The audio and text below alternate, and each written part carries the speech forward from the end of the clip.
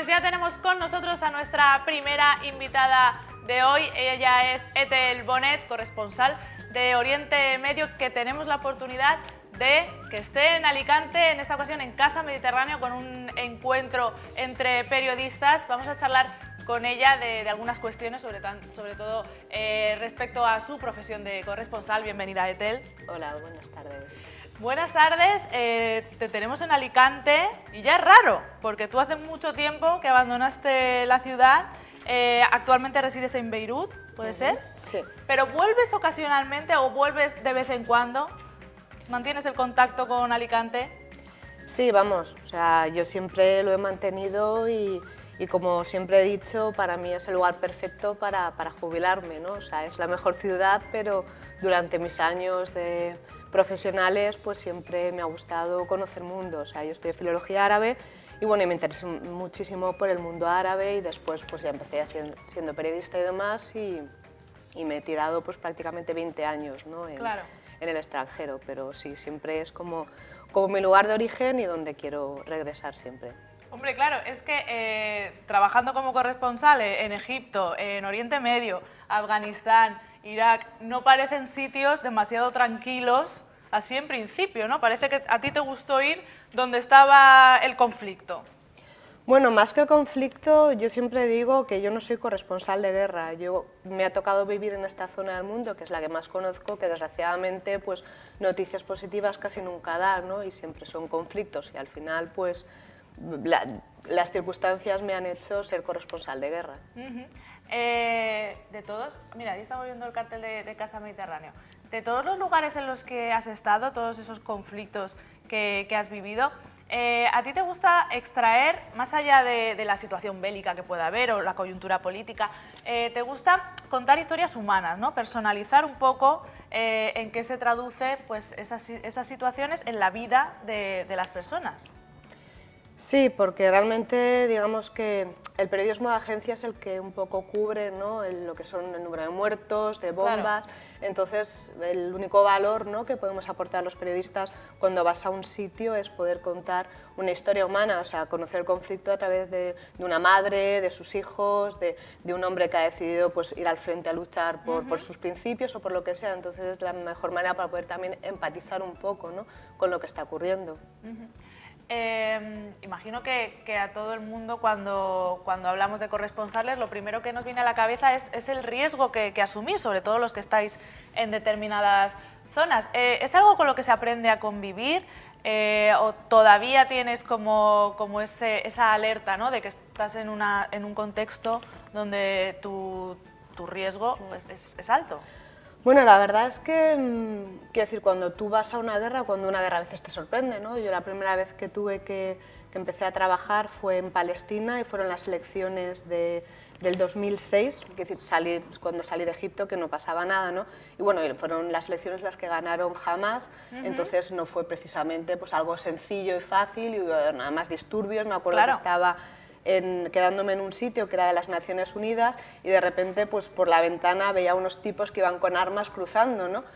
Y yo estaba ahí escribiendo mi crónica diciendo, madre mía, ya era yo, tengo el edificio rodeado. Claro. Y bueno, sin más, sigues, o sea, y cuando vas a, por ejemplo, a una zona de guerra y vas a lo mejor con un compañero que es la primera vez que ha estado, no sé, o sea, el ser humano es capaz de acostumbrarse a todo tipo de situaciones, ¿no?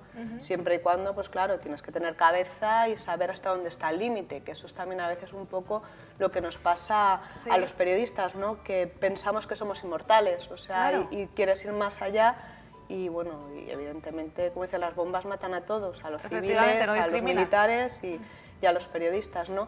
Pero realmente te das cuenta que el ser humano es capaz de cualquier tipo de situación y sabe afrontarla. A veces tenéis la sensación de que precisamente, como bien comentas, el periodista muchas veces asume riesgos muy por encima de los que debería por acercar la actualidad o ese momento exacto, y que luego lo que recibimos aquí en Europa o en España más en concreto no se corresponde con la intensidad con lo que lo estáis viviendo, como que no compensa, ¿no?, todo el trabajo que has invertido, todos los riesgos que asumes, luego con el eco que tiene aquí. Sí, sí, sobre todo porque, claro, tú nunca te quieres poner como noticia, ¿no? Y a veces, o sea, todo lo que está detrás de esa noticia, de las 5 horas que te has tenido que tirar en Claro. un checkpoint, de que te están cayendo las bombas al lado, de que tienes Claro, que eso. ir, yo que sé, a esconderte al lado de una duna, todo eso, claro, tú en tu crónica no lo vas a contar porque evidentemente tú no eres la noticia, entonces Claro.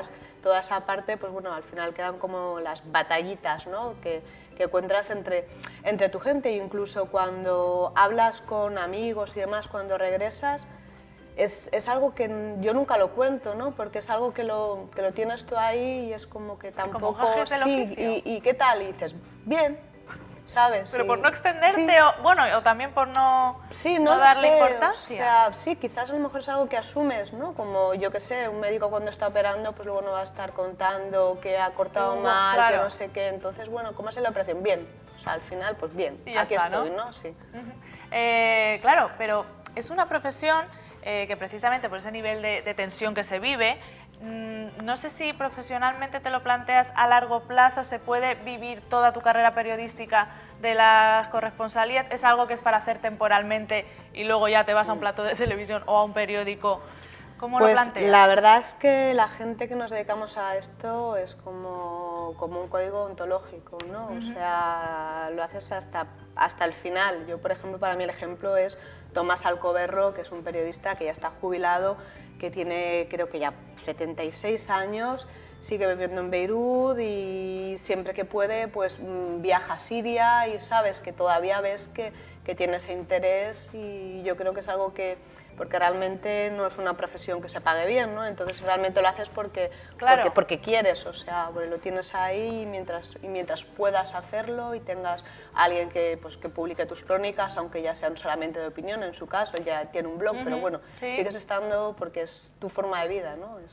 Claro, es interesante lo que dices, porque es verdad que la situación del periodismo actualmente y desde hace ya algunos años no retribuye tanto como debería a los corresponsales. Esto imagino que es una realidad con la que vosotros convivís y que muchas veces a lo mejor empuja a alguno de tus compañeros a que se dedique a otra cosa, ¿no? Es importante también este punto. Sí, no, la verdad es que ahora mismo, o sea, el periodismo es periodismo low cost, principalmente en España. O sea, yo lo he visto todas las revoluciones estas árabes que han habido y la guerra en Siria e incluso Afganistán, que bueno, que son pues muchas veces chavales jóvenes que claro, como tienen que trabajar, pues van allí y en España se paga muy mal, entonces todos los gastos, porque trabajar en Afganistán a lo mejor lo que te cuesta un día, ¿no? Tener un traductor que te lleva a un sitio, a lo mejor son $500 y aquí una crónica, pues como mucho te pagan 150. Ajá. Entonces, pues bueno, es como una inversión de futuro que al final realmente no se convierte en inversión de futuro porque esa situación como que se sigue manteniendo durante muchos años, o sea, Claro. y realmente sí, o sea, es complicado, o sea, el poder mantener, ¿no? Durante un tiempo esta profesión con lo mal pagado que está en España y es así, o sea, y como al final se consigue la noticia Claro. y hay mucha gente que va, entonces, pues bueno, los periódicos tampoco... Alguien habrá, ¿sabes? Que va a ir allí y lo va a hacer. ¿Es una cuestión muy vocacional o puede ser un interés sobrevenido a medida que has estudiado periodismo, que has estudiado otro tipo de disciplinas? Yo creo que sí, que es bastante vocacional, sobre todo porque, bueno, eres una persona curiosa, ¿no? Y sobre todo, pues no te gusta entender el mundo como lo lees, sino poder escribirlo, ¿no? Y estar ahí. Entonces, claro, cambia muchísimo. Pues yo, por ejemplo, me ha pasado muchas veces cuando he ido a cubrir algo que estoy en otro país y, bueno, y empiezas escribiendo pues, a base de teletipos, leyendo, y cuando llegas ahí dices, madre mía, no tiene nada que ver, ¿no? O sea, y es así, entonces prefiero contarlo yo a que me lo cuenten. Claro, no, es una manera pues eso de conocer de primera mano la realidad. Hemos hablado de conflictos, pero hay muchas zonas, hay muchos países donde podemos encontrar otras situaciones igualmente preocupantes, como puede ser la situación de las mujeres pues en Irak o en Somalia, por ejemplo. Imagínate, creo que allí debe ser una de las zonas donde más se puede palpar esa falta de derechos de las mujeres, pero también esa crueldad que hay propia de, bueno, pues de todos los ciudadanos, ¿no? Que viven como... Sí, es complicado, sobre todo siendo mujer, ¿no? A veces, claro, tú no puedes opinar, además, yo que sé, situaciones a lo mejor en las que te toca estar hablando con un hombre, o en este caso a lo mejor, pues a mí me pasó una vez hablar con un talibán, yo teniendo que ir con burka. Claro. ¿Y qué le vas a decir? O sea, cuando te dice muchas gracias por respetar, ¿no?, nuestra cultura, y claro, hasta qué punto desde como mujer y occidental para ti eso es cultura, entonces claro, no te queda más remedio que, Sí, un poco, sí, sí, que asentir con la claro. cabeza, ¿no? Pero realmente sí, pero bueno, no sé hasta qué punto quiero decir, o sea, el tema del pañuelo, del burka, es algo que llama mucho la atención, pero no es lo principal, o sea, a veces para ellas es también una forma de definirse, una forma de estar seguras. O sea, en Afganistán, por ejemplo, el burka es necesario para sobrevivir, o sea, y una mujer no puede salir sin burka porque es muchísimo más seguro para ella que exponerse de otra manera, o sea, que es algo que para ellas es normal, aunque a ti sea lo que más te llame la atención, pero realmente donde está la falta de principios es precisamente justo debajo de ese burka, ¿no? Cuando una mujer pues tiene que a los 14 años que la obliguen a casarse, como pasa no solamente en Afganistán o por ejemplo ocurre en el Líbano, que es un país muchísimo más moderno, o sea, de cara al exterior hay mujeres que van con minifalda, se bebe vino, se come cerdo, pero hay matrimonios infantiles en el Líbano, sí. O sea, y la legislación libanesa no tiene ahora mismo ningún artículo que lo prohíba, entonces es una situación que desgraciadamente, o en Latinoamérica también, ¿no?, el tema de que siguen quemando a mujeres con ácidos o que no tienen muchos derechos, o sea que realmente el tema de la mujer no solamente es en Somalia, en Afganistán, que a lo mejor llama más la atención por el mero hecho de la indumentaria, ¿no?, del burka o de los pañuelos, claro, y demás, por ser mundo islámico, pero sigue siendo una asignatura pendiente en el mundo, ¿no?, los derechos de la mujer, incluso aquí en España. Claro, es lo que comentabas, ese viejo dilema entre respetar su cultura, pero claro, de alguna manera garantizar los derechos humanos que los organismos internacionales defienden, pese a que en sus leyes no se contemple. En fin, siempre tenemos un poco que plantearnos esta situación y es un gran desafío, ¿no?, que tenemos por delante, pero a nivel mundial. ¿Cómo se vive luego cuando has vivido estas situaciones, llegar de repente a tu casa en España, por ejemplo, como que tienes que cambiar el chip completamente? ¿A ti te cuesta mucho esa adaptación otra vez a la vida occidental? No, la verdad es que, claro, también llevo mucho tiempo y es mi forma de vida, ¿no? Pero es mi forma de vida, pero sé que no es mi vida. Entonces, yo como persona occidental y española, pues vengo aquí, quedo con mis amigos, me tomo una cerveza o me voy a un centro comercial a comprarme unos pantalones nuevos, ¿sabes? Que intento también relativizar un poco ese mundo con este otro y lo que te decía antes, o sea, cuando alguien luego te pregunta qué tal, pues dices bien, porque es que no sabes tampoco cómo explicarlo, son tantas cosas, claro, que no las vas a entender, que tampoco te gusta ponerte como protagonista de la historia, ¿no? Y al final tiendes pues a, pues eso, a restarle un poco de importancia, ¿no? ¿Qué le dirías a algún joven periodista que quiere dedicarse a ser corresponsal? ¿Cuál sería tu primer consejo? Pues yo siempre le diría que se fuera a la zona donde hay mucha noticia y pocos periodistas, o sea, porque la situación, la precariedad, ¿no?, laboral del periodismo, yo no sé hasta qué punto puede cambiar, pero bueno, si es tu sueño y quieres hacerlo, lo que sí que tienes que hacer es pensar de forma inteligente y ir a una zona donde puedan haber noticias y no haya muchos medios para poder trabajar, porque no sé si cambiará algún día, pero ahora mismo la realidad es esa. Claro. O sea, el periodismo, el ser corresponsal, es un trabajo que es vocacional y que normalmente ahora se paga por piezas, entonces lo que tienes que conseguir es vender las más piezas posibles. Podría haber un sindicato, pero nosotros no lo tenemos, ¿no? Somos las pocas profesiones. ¿No estáis agrupados?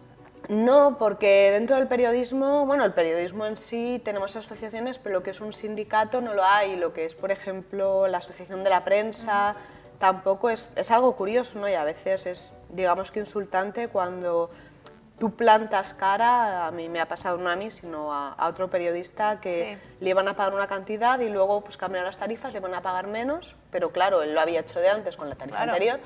Y la Asociación de la Prensa lo que le dijo es que no te quejes porque a ver si no vas a volver a trabajar, ¿no? Y bueno, hombre, y claro, pues es así de duro, pero, ¿sabes?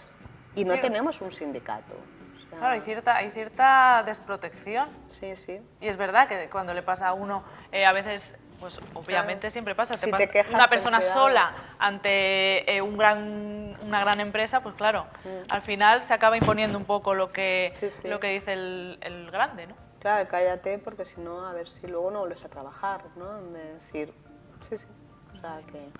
No, pues desde luego que la situación no es la mejor del mundo, pero entiendo que compensa, porque si no, no habría corresponsales. ¿Tú te has planteado alguna vez, mira, esto no me compensa?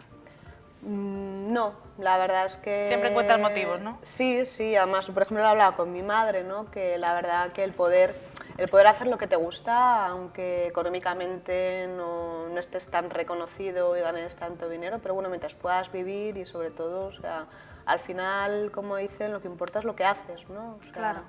¿Cuál ha sido el impacto de las redes sociales? Que te estaba escuchando y es verdad que ahora que todos grabamos con el móvil y tenemos fácil acceso a no solo a la información, sino también a captar información, ¿no? Porque podemos grabar, hacer una foto en cualquier momento. ¿Esto os ha afectado de manera sustancial o no?